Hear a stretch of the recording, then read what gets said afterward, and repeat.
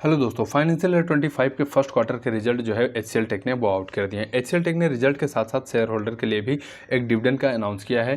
Dividend की अगर हम बात करते हैं तो 12 रुपये पर शेयर जो है वो कंपनी ने अनाउंस किया है डिविडेंड के तौर पे। अब इस डिविडेंड की पेमेंट डेट जो कंपनी की तरफ से रखी गई है वो 1 अगस्त जो है वो पेमेंट डेट कंपनी की तरफ से रखी गई है, यानी कि 1 अगस्त को आपके अकाउंट में जो है वो डिविडेंड जो है वो क्रेडिट हो जाएगा। जितने आपके शेयर होंगे उसका मल्टीपल कर दीजिए 12 से। सबसे पहले चलते हैं फिर हम रेवेन्यू की तरफ। तो देखिए, रेवेन्यू की अगर हम बात करते हैं तो साल दर साल आप देख पा रहे हैं हमें एक रेवेन्यू जो है वो इंक्रीज देखने को मिला है। अब पिछले कुछ क्वार्टर से आप देख पा रहे हैं हल्का सा फ्लैट है, लेकिन अगर हम प्रीवियस क्वार्टर से कंपेयर करेंगे तो रेवेन्यू कम हुआ है। लेकिन अगर हम कोई भी बिजनेस को एनालिसिस कर रहे हैं या फिर रेवेन्यू देख रहे हैं तो मेरा पर्सनली मानना ये है कि आप साल दर साल देखिए, क्योंकि एक साल के अंदर बिजनेस अप्स एंड डाउन लगे रहते हैं। तो अगर रेवेन्यू हम देखते हैं तो 28,057 करोड़ का कंपनी ने किया है।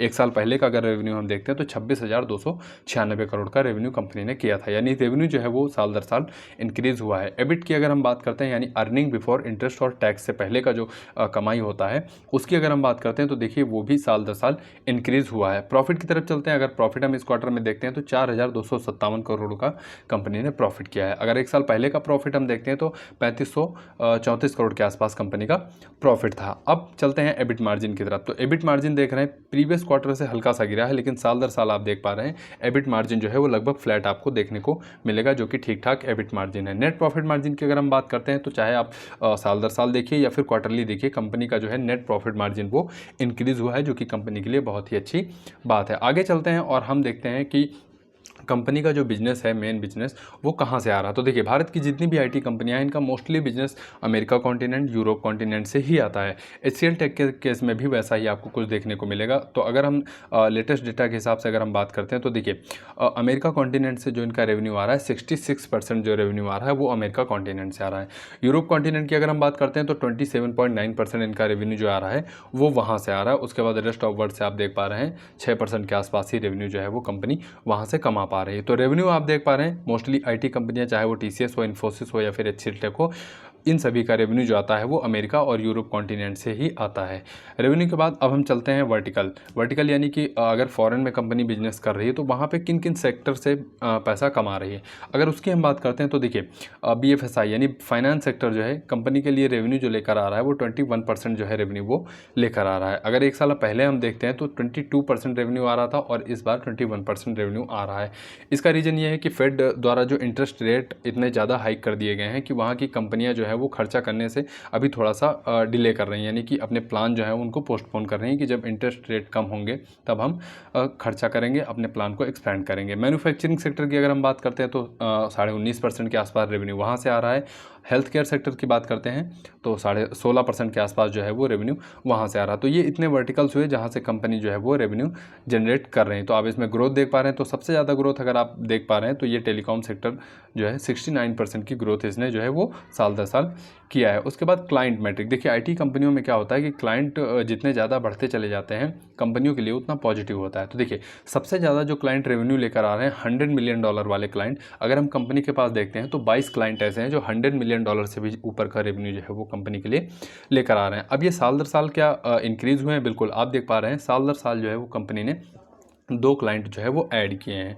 $50 मिलियन से ऊपर का जो कंपनी के लिए रेवेन्यू लेकर आ रहे हैं वो आपको साल दर साल आप देख पा रहे हैं कि वो आपको फ्लैट ही देखने को मिलेंगे। हालांकि प्रीवियस क्वार्टर से आपको ज़रूर जो है क्लाइंट कम देखने को, प्रीवियस क्वार्टर से क्लाइंट जो है वो 2 इंक्रीज़ देखने को मिलेंगे। $20 मिलियन की अगर हम बात करते हैं तो आप देख पा रहे हैं 6 क्लाइंट जो है कंपनी ने ऐड किए हैं। 127 क्लाइंट जो है एक साल पहले थे, और अगर हम फर्स्ट क्वार्टर में देखते हैं तो क्लाइंट जो है 6 ऐड हुए हैं। $10 मिलियन से ऊपर का जो क्लाइंट लेकर आ रहे हैं, रेवेन्यू लेकर आ रहे हैं कंपनी के लिए, 19 क्लाइंट कंपनी ने ऐड किए हैं। तो ये क्लाइंट जितना बढ़ते चले जाएंगे उतना कंपनी के लिए पॉजिटिव होता चला जाएगा। अब जब सेकंड क्वार्टर के नंबर आएंगे एचसीएल टेक के, तो हमें देखना होगा कि ये क्लाइंट जो है वो कितने इंक्रीज़ हुए हैं या फिर नहीं इंक्रीज़ हो पा रहे हैं। उसके बाद चलते हैं फिर एम्प्लॉय के बारे में बात करेंगे कि कंपनी के पास टोटल जो है एम्प्लॉय कितने हैं। तो देखिए, अगर एम्प्लॉय की हम बात करते हैं तो टोटल एम्प्लॉय कंपनी के पास 2,19,401 एम्प्लॉय हैं। प्रीवियस क्वार्टर से आप देख पा रहे हैं हल्का सा एम्प्लॉय कम है, लेकिन फिर भी ठीक ठाक 2,19,401 2401 एम्प्लॉय कम नहीं होते हैं, काफ़ी ज़्यादा होते हैं।